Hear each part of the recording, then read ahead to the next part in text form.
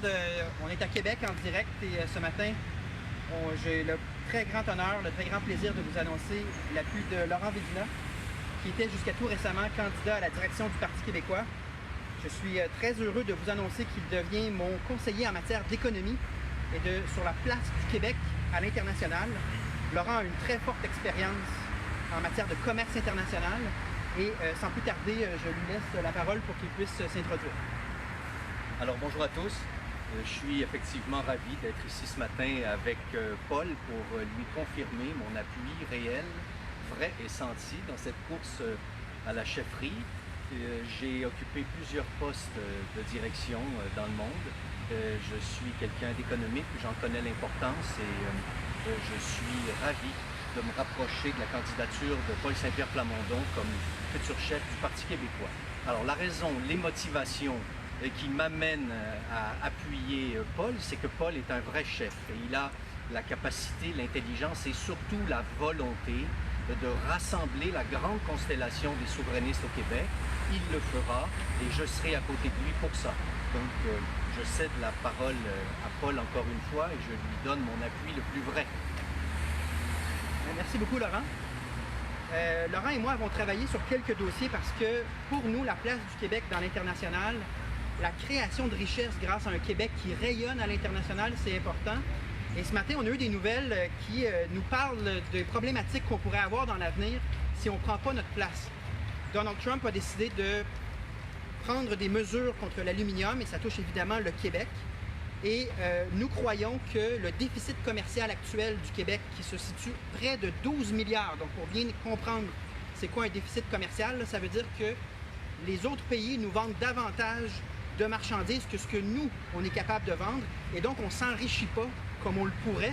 On veut corriger ça, nous, cette situation-là, et on pense que ça passe par 3 éléments qui nous permettront notamment de ne plus être aussi dépendants des États-Unis. Les États-Unis semblent de plus en plus imprévisibles, de plus en plus instables. On veut que le Québec rayonne partout dans le monde. Première mesure qu'on veut faire en ce sens-là, on veut doubler les missions commerciales et les délégations générales du Québec à travers la planète.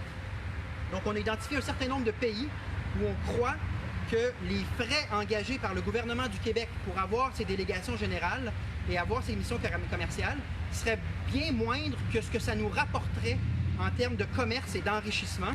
Et déjà, on demande à la CAQ de faire une demande formelle au fédéral que les ressources, la proportion d'impôts qui est payée aux affaires étrangères canadiennes ne soit plus utilisée à représenter les intérêts du Canada, mais soit désormais redirigée vers nos délégations générales actuelles et nos missions commerciales.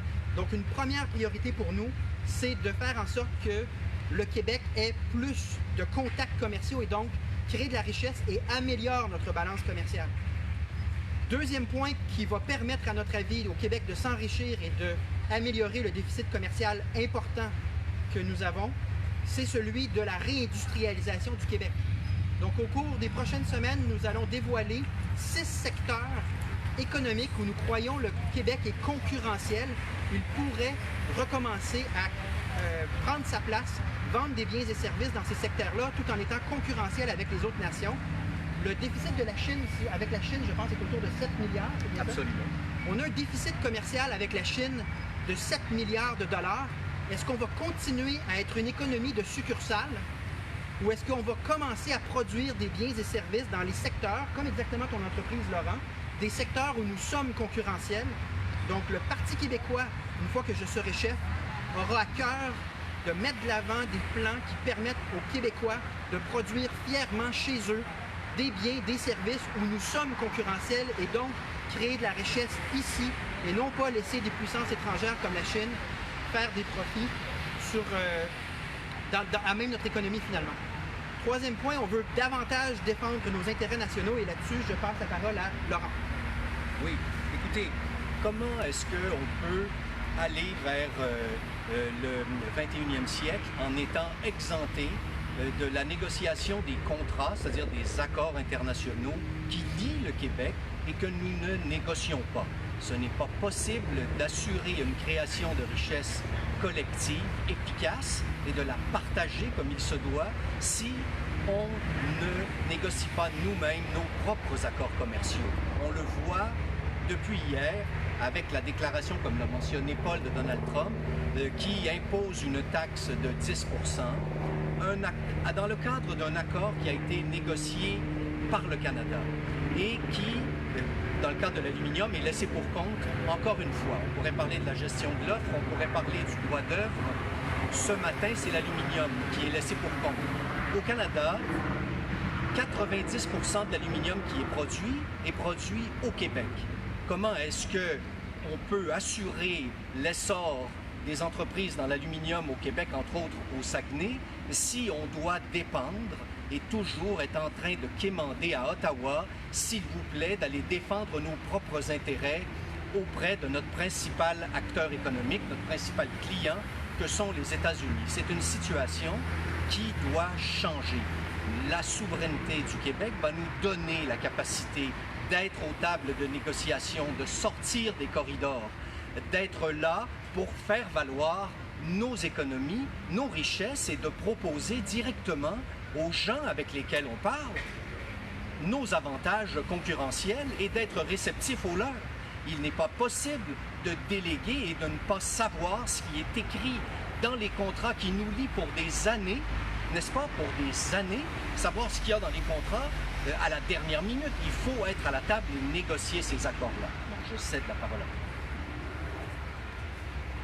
Donc, en conclusion, on est à la croisée des chemins au Québec. On est de plus en plus une économie de succursales. On doit recommencer à penser grand. On doit recommencer à espérer que ce soit nous qui enrichissons nos pairs à travers un Québec qui rayonne partout à l'international. Et si le Parti québécois veut incarner ça, nous posons deux conditions. La première, le retour en force de l'idée d'indépendance, parce que comme ce que Laurent vient de dire, sans l'indépendance du Québec, nous n'aurons pas notre voix à l'international, nous n'aurons pas la possibilité de négocier nous-mêmes nos ententes en fonction de nos intérêts. Et deuxième élément, on a besoin au Parti québécois de gens qui ont l'expertise et la crédibilité pour parler avec vigueur et intelligence des questions internationales et des questions de commerce international.